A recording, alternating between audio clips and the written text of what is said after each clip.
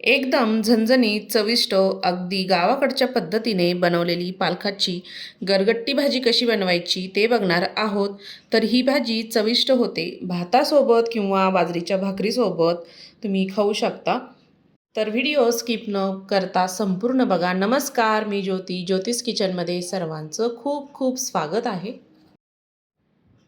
मी इथे छान अशी एक गड्डी पालकची भाजी घेतलेली आहे. ती स्वच्छ मिठाच्या पाण्याने धुवून घेतली. ती आपल्याला बारीक अशी चिरून घ्यायची. मी इथे एक सुरी घेतली आहे. चाकूने छान अशी बारीक आपल्याला ही भाजी चिरून घ्यायची आहे. बारीक चिरण्याआधी मिठाच्या पाण्याने पालक असो किंवा मेथीची भाजी असो छान अशी धुवून घ्यायची आहे. त्याच्यावरची माती असेल तरीही निघून जाते. छान ह्या पद्धतीने मी सर्व पालक चिरून घेतलेला आहे. गॅसवर मी ते पातेलं ठेवलेलं आहे. त्यामध्ये सर्व आपण भाजी चिरून घेतलेली आहे ती टाकून घ्यायची. ही भाजी करण्यासाठी जास्त वेळही लागत नाही. पालक शिजण्यासाठी तर एक 5 मिनिटात पालक शिजतो, वेळ लागत नाही.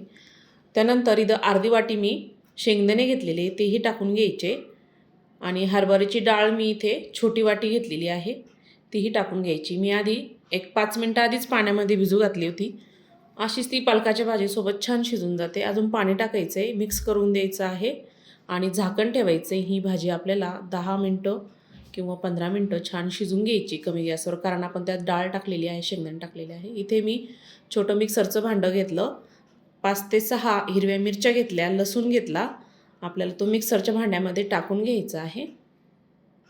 थोडीशी कोथिंबीर घेतली, झाकण लावायचं आणि मिक्सरला छान असं फिरून घ्यायचे. बिना पाणी टाकताच फिरवायचं आहे. ह्या पद्धतीने मी ते चटणी वाटून घेतली. आता पालक बघूया.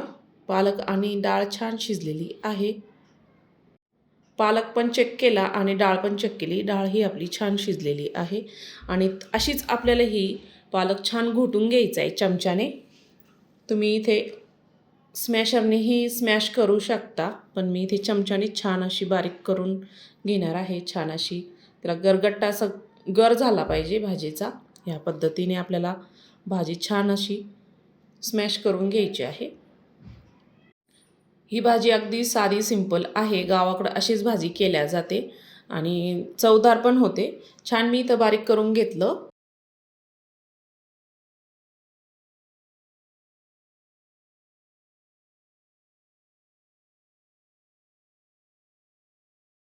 एका ताटामध्ये मी आता काढून घेणार आहे. आपल्याला भाजीला फोडणी द्यायची त्याच पातेल्यामध्ये.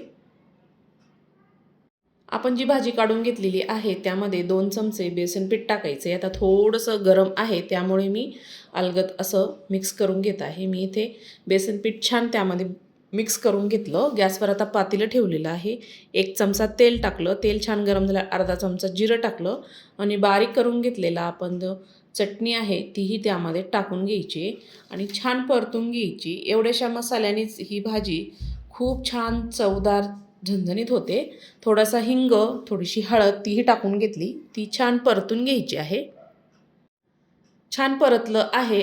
आपण शिजवून घेतलेला पालक त्यामध्ये टाकून घ्यायचा आहे. पाणी टाकायचे आवश्यकतेनुसार, कारण आपण ह्यामध्ये बेसन पीठही टाकलेलं आहे. चवीपुरतं मीठ टाकायचे. आता तुम्ही म्हणाल की बेसन पीठ आपण ऑलरेडी त्याच्यामध्ये डाळ टाकलेली आहे, बेसन पीठ कशाला टाकायचं? कारण मिळून यावं भाजी म्हणून बेसन पीठ टाकायचं. 1 चमचा किंवा 2 चमचे. अलगद असं झाकण ठेवायचं आहे अलगद आणि भाजी आपल्याला छान अशी शिजून घ्यायची आहे 7 ते 8 मिनिट. 7 ते 8 मिनिटानंतर बघू शकता भाजी आपली छान शिजलेली आहे, छान तयार झालेली आहे. तोंडाला पाणी सुटेल अशी गावरान पद्धतीने, गावाकडच्या पद्धतीने मी पालकची भाजी तयार केलेली आहे. तर आजची रेसिपी आवडली असेल तर ज्योतिष किचन चॅनलला नक्की सबस्क्राईब करा, बेल आयकॉनला क्लिक करा, म्हणजे नवीन रेसिपीचे नोटिफिकेशन सर्वात आधी तुम्हाला मिळेल.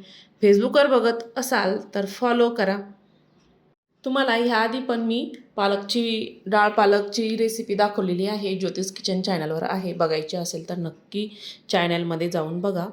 संपूर्ण व्हिडिओ बघितल्याबद्दल सर्वांचे धन्यवाद.